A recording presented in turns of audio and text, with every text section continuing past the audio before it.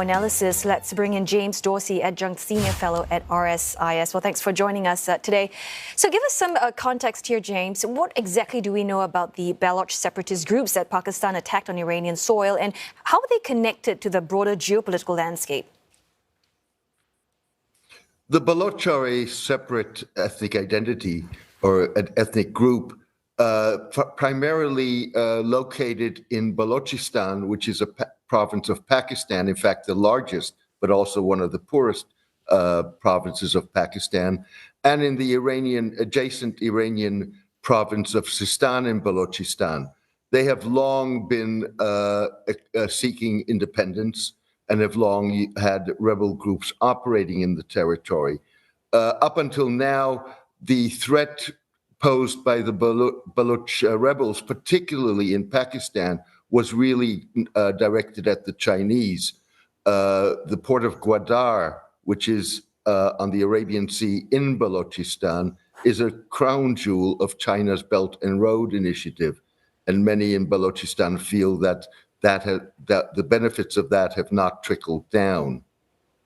But I guess, James, a lot of people are, sort of talking about escalating tensions in the Middle East, not so much at China at this point, and that's due to the conflict between Israel and Hamas. Do you somehow see that these recent events, or the spat between Pakistan and Iran, that's going to add to the regional complexities? Well, it certainly adds to it. I think one's got to be cautious in judging to what degree this escalates already extreme tensions in the Middle East and the volatility in the region. I put the Iranian attack on Jaish al-Adl, the Baloch group in Iran that Iran attacked 2 days ago, more in the context of what we've seen over the past week, which is Iran responding to attacks on it in the recent past. So you had last month, for example, the killing of a senior Iranian Revolutionary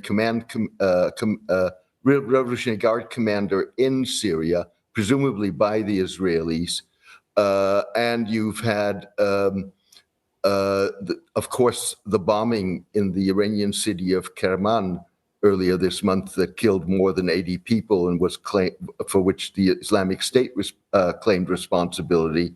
Jaish al-Adl claimed responsibility last month for an attack on the Iranian side of the border on a police station in which 8 people were killed.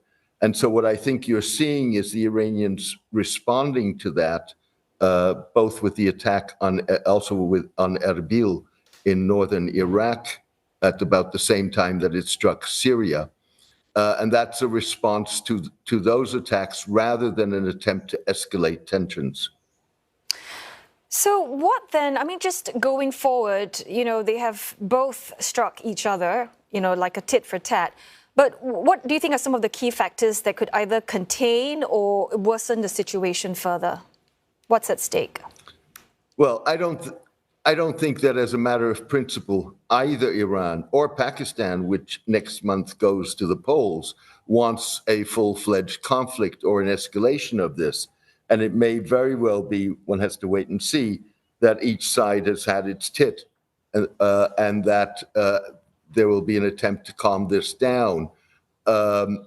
So I think that, this detracts more, particularly from the Iranian perspective, detracts more from the conflict in Gaza than that it adds to what Iran would want to achieve in the region. So you've mentioned that Pakistan, they're not looking forward to having more conflict because of the upcoming elections. So in a certain extent, we can say that the situation will be contained and it's sort of like a domestic issue more than anything else? Well, I don't think it's a domestic issue. It's obviously a regional issue. It involves 2 countries. But I think that both parties have an interest in containing it. Will they be able to contain it? That remains to be seen. Of course, the Baloch rebels have agency of their own. And to what degree they are able or willing to exploit this situation also remains to be seen. Right. Just before I let you go, James, China has offered to mediate this particular row. Where do you see them coming in, playing an important role here? Not really. First of all, China does not have a strong track record in mediating in the greater Middle East, if you wish, despite the ability to bring Saudi Arabia and Iran together last March.